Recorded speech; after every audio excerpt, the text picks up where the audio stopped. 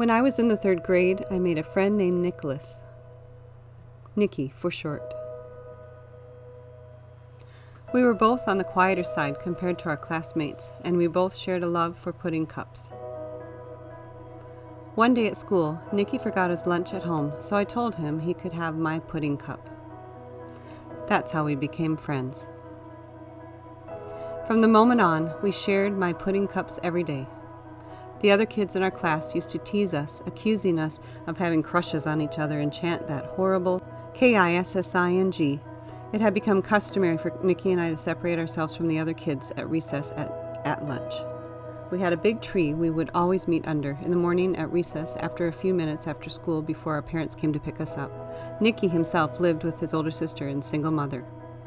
He tried explaining the concept of divorce to me once, but to my 8-year-old mind it didn't make sense that his parents weren't together, happily married.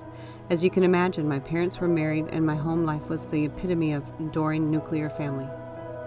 Imagine Full House except with the mother who hadn't passed away and a couple of cousins instead of uncles. I can't recall a single moment in my childhood where I left unloved or uncared for in any way. I soon realized that was a rarity. During one of mine and Nicky's morning visits to the tree, we had cleverly nicknamed it, he invited me to his birthday party. He excitedly unzipped his backpack and withdrew an invitation card made on blue construction paper. There was a hand-drawn tree on the front, 2 little kids of approximately mine and Nicky's size and coloring, and a home address scribbled inside. To this day, I still have it. When the bell rang, he and I ran inside with the rest of the kids, and I waited all day for him to give out the rest of the birthday invitation, but he never did. I was the only one he had invited. Because the other kids teased us so much, my 8-year-old mind had chalked it up to the conclusion that he didn't want any bullies there and had therefore invited only me. Suffice to say, I was flattered and happy. I gave the card to my mother later on in the evening. She smiled and said, "How cute," and very quickly gave me permission to go. It was my first non-family birthday party. The next day I went to the store with my mother and older brother and we picked out a birthday present for Nicky. He and I were heavily into Transformers, so we got him a tiny Transformer after getting permission from his mother, and I wrapped it up in blue wrapping paper all by myself.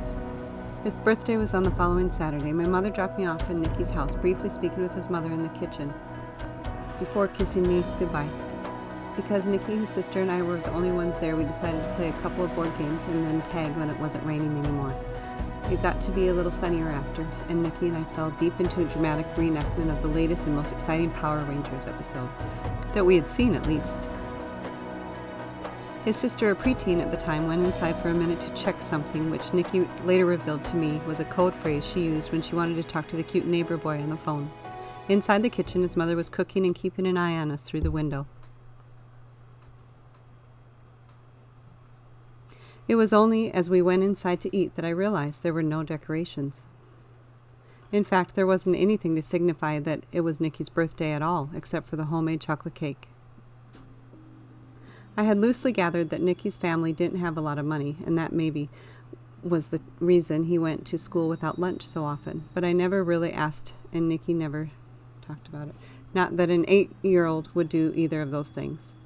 We went down to the basement after we cut the cake and took a couple photos where there was a tiny TV and a Super Nintendo station. We played video games for roughly 10 minutes before there was a loud knock on the door. Nicky stopped the game, Yoshi's Island, and jogged up the basement stairs to answer the door, eventually screaming, "Dad!" "I thought you said you couldn't come." He was very excited. Understandably so, considering how rarely he saw his father and what a big occasion it was in his life when he did. He would always tell me about it at school. That his cool, fun dad came to visit and took him for a ride around the block on his motorcycle. For a while, I'll admit, I wasn't sure if I believed his dad actually owned a motorcycle, but when Nicky came down to introduce me to his dad, I followed them outside into the front yard, and there he had 2 helmets, one for his dad and one for him. I was instantly jealous. My own father drove a minivan and wore polo shirts and cargo pants almost religiously. Nicky's dad, however, was a complete and total opposite of mine. He wasn't suburban at all. In fact, he looked like a character out of The Outsiders. Right away, I thought it was cool, and right away I wanted to fit in with them. I should note that Nicky and I came from different ethnic backgrounds. He was white, I was not. Because I went to school with majority white kids and lived in town with majority white population, I found it very difficult to fit in sometimes. That was part of the reason I had grown too close to Nicky so quickly. He was pretty much the only kid in school who gave me the time of day, and I, him. The other kids didn't like me because I looked different, and they didn't like Nicky because he wore old, faded clothes. He was raised on a modest salary. His mother had a few jobs, if I remember correctly. She was a waitress, a grocery store clerk, and a part-time janitor. For a single mother with 2 growing kids, a house, and a car that was always breaking down, she was really quite optimistic. I liked her a lot. She was always nice. Even when she caught one of the bullies in school shoving Nicky to the ground once, she was nice. So when she wasn't nice to Nicky's father, and when she pulled him aside to ask him to leave the party, I couldn't help but wonder why. My mother picked up soon after, and I made a pact with Nicky that I would come over again very soon. Because my mother had finally met his in person and spoke with her, I was allowed to come over and play now. Before that, she would always tell me, not until I meet his mother. From that point on, I went over to Nicky's house 2 or 3 times every week. Sometimes his mother would be there, sometimes his older sister would be there. One of them was always there to look after us and make sure we didn't get up into any trouble. We would usually just go down in the basement and play video games, or when the weather would allow it, we would ride bikes in the cul-de-sac and jump on his tiny trampoline. He was always better at flips than me, and I kind of resented him for it. One time he tried to teach me how to front flip, and I nearly landed on my head. The second I got to my feet, I ran away and started crying, mostly due to embarrassment. I wanted Nicky to think I could hang, but I couldn't really do any of the cool things he could. My own parents thought trampolines were too dangerous and forbade me from jumping on them. Kids will be kids. Nicky thought I was cool, though, and to get my crybaby ass to feel better, he admitted he was a little jealous of me. He said he was jealous of my new clothes, my new bike, and just everything new that I had. That was the first time he opened up to me about being less privileged. The Nintendo games in the basement was an old gift from a cousin of his who lived in the next town over, but it barely worked half the time. That was probably why he was jealous. He sat in his basement for a few minutes talking about all the little reasons we were jealous of each other, and then his sister came down to say she was going to the mall. Their mother was at work that afternoon. For whatever reason, Nicky was shocked to hear his dad was coming over. I took it as a surprise visit and ran outside with Nicky when he heard the motorcycle. Indeed, his dad was there, and he also had a late birthday present for Nicky in his hands. It was a box, roughly the size of his head, and it was wrapped in newspaper. When we went inside to open it, made Nicky a promise that he would not tell his mother what he got him. Apparently his mother didn't want Nicky to get a present from his dad, but his dad bought him a present anyway. Nicky readily nodded, so I followed his lead. I watched Nicky tear the newspaper to shreds, revealing a brand new Polaroid camera. Nicky had no idea what it was at first, looking at his dad for answers before I excitedly said, "A camera!" "You got a camera!" I could tell Nicky felt embarrassed that he didn't know right away, but he was also just so happy that he got something. He brushed the embarrassed aside and he opened the box to play with it. His dad taught him how to use it and explained how to work to us. He pointed it at Nicky and snapped the first photo, flapping it in the air after and then showing us the final product. It was very cool to me that the photos came out right away. My family had a camera too, but we had to wait for the photos to be developed at a store. By the time I'd always forget and lose interest. But Nicky's new Polaroid camera printed out photos right away. Nicky loved it, and I loved it, and his dad really seemed to love it too.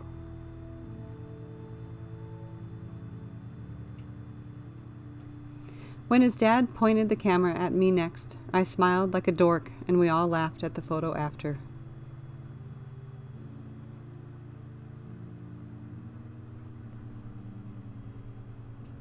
My front teeth were missing, and I looked like I was high pretty much.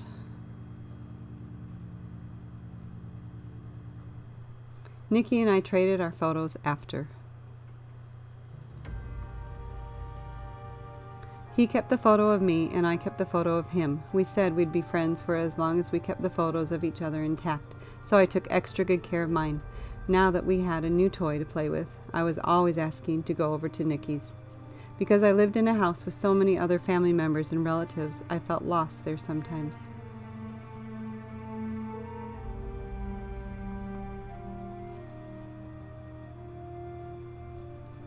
When I went to Nicky's, I felt more like I belonged, and it was always quieter there, too.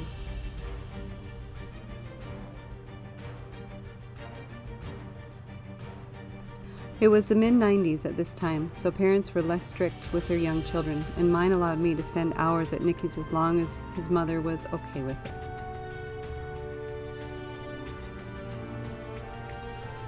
She always was.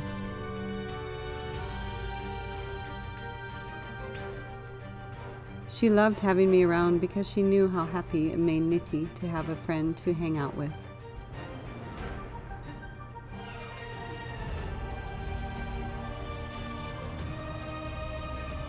My mother would frequently send me to Nicky's house with some sort of dish or snack, and she even invited Nicky's family to my house for dinner once.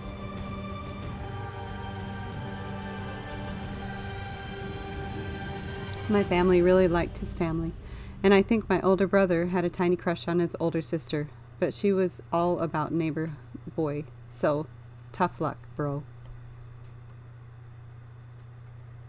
For this reason, I was allowed to go to Nicky's house almost every day now.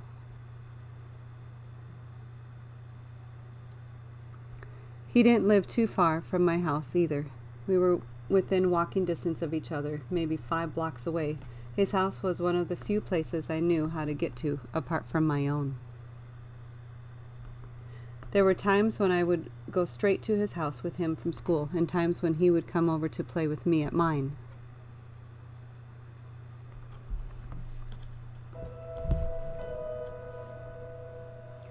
The latter happened rarely, as we both preferred his house. Mine was just way too crowded.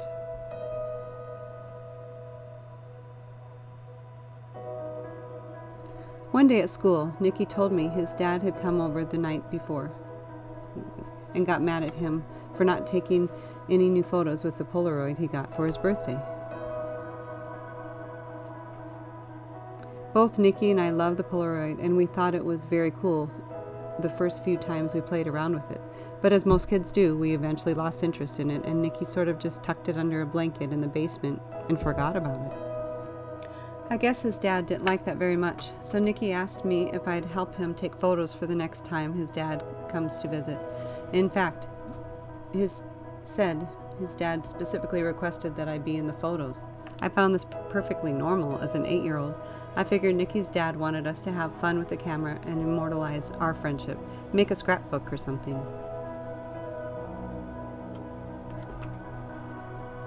Up until this point, Nicky's mother and sister still had no idea he even had a camera. I agreed I would come over soon, and we would take a bunch of silly photos. But Nicky forgot to mention one thing to me. He forgot to mention that his dad would be there. It was the same story as last time.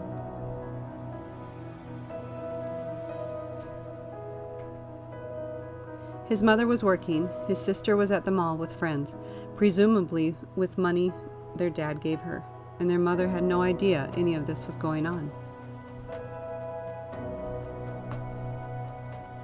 I went over there after school, and I noticed the motorcycle parked out front. Nicky didn't seem surprised to see it, but something about his mood was off that day. I figured it was because he got in trouble the last time he saw his dad. Because it was raining a little, we went inside to hang out in the basement, where I thought we would play on the PlayStation for a bit, but that wasn't the plan at all. Nicky's dad was in the basement. He greeted me with a big smile and asked us how school was. If we did anything fun at recess, what kind of things we learned in class, the usual. I thought nothing of it, as my parents would always ask me similar questions. Eventually, Nicky's dad said we should start taking photos, so I obliged. I smiled widely for the camera, but instead of pressing the button and laughing at the photo like we had done the other day, Nicky's dad tutored me and said I should try to look prettier. I had no idea what he meant by prettier, so I just smiled a little smaller and held it for a second before he corrected me again.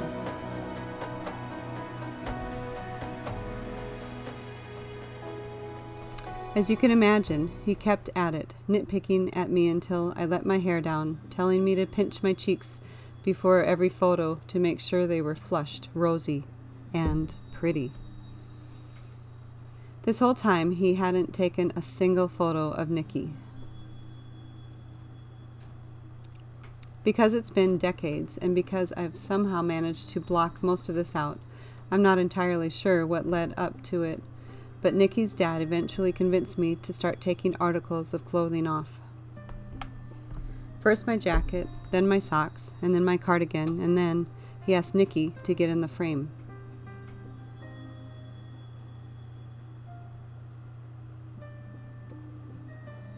This whole time, Nicky had been standing off to the side, not saying a word, and not looking at me either. It was like he felt something was wrong, but he was too afraid to say it. What ended up happening is exactly what you think. First, Nicky was told to hold my hands, then hug me, then put his face really close to mine, and then he was told to kiss me on the mouth. His dad snapped photos of it every step of the way, asking Nicky questions like, "Isn't she pretty? Don't you think she's pretty, Nick?"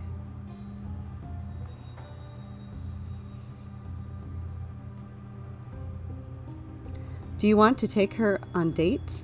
It was a whole lot of that and a whole lot of touching. The whole time I stood completely still, not really sure of what was going on. Had any other boy been there with me, I'm not sure I would have remained so calm. Because it was Nicky, I felt somewhat safe. I didn't feel like we were doing anything wrong. The kiss was gross to me, but everything else I was mostly okay with. We stopped pretty quickly after that, the kiss, not because his dad wanted to, but because I had to go home. My mother came to pick me up.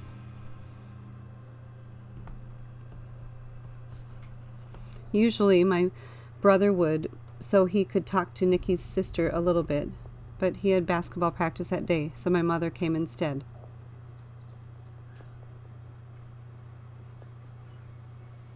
For some reason, Nicky's dad didn't go up to answer the door. He asked Nicky to do it, and I took a second to grab my jacket and sweater and put them on.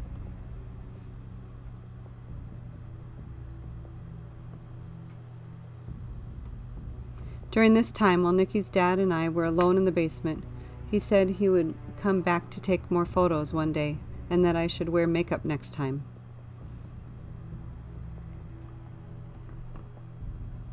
I just collected my things and got out of there to go home. I saw my mother at the door and she hugged me, asking how my day was, and suddenly everything was normal again, for me, anyway.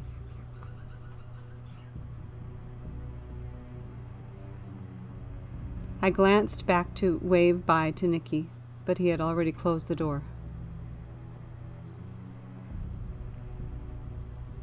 The next day at school, he completely ignored me. I went to the tree and waited there all morning and all recess, and for an extra 15 minutes after school, but he wasn't there.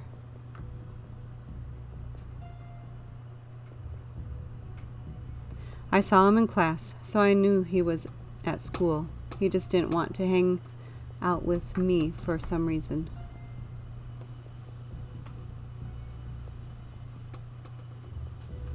This carried on for the rest of the week, until one day my mother got a phone call from Nicky's mother.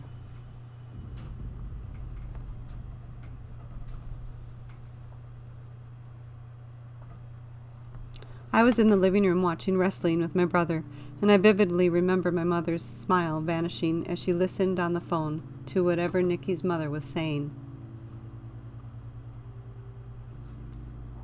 I remember asking what was wrong, if Nicky was sick, but my mother didn't say anything to me.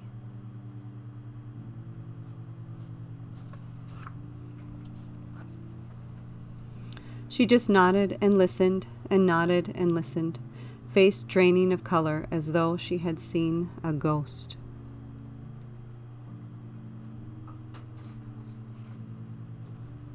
Later, she asked to speak with me in my bedroom and asked me very clearly, "Sweetie, who was there at Nicky's house the other day? Was it his sister, Angela, or someone else?" As soon as I said, "someone else," her eyes became watery and she asked what happened.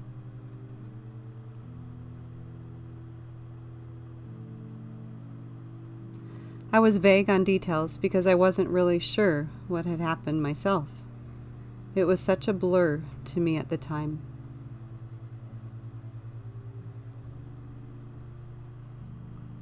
The only thing I was worried about was Nicky and why he had been ignoring me.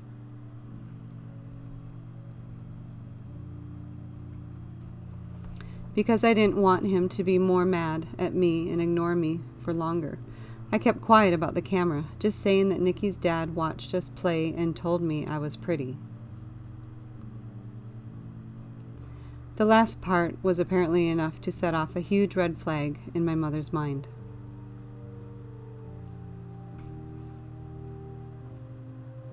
She gave me another hug, told me she wasn't mad at me and that everything would be okay really soon.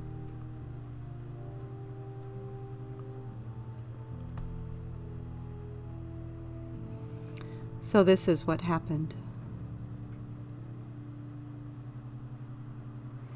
Apparently, Nicky's mother had found the camera, asked Angela about it, and then Nicky, quickly learning that their dad had been coming over without her knowledge.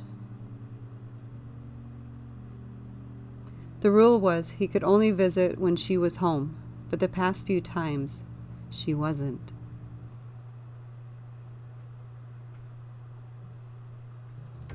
The next day, I found Nicky under the tree at school, and he was very seriously told me we couldn't be friends anymore.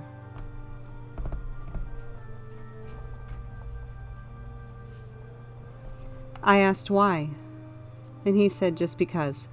He went so far as to giving me back the Polaroid and me smiling like a dork, the one I had exchanged for the Polaroid of him, both of them signifying our friendship.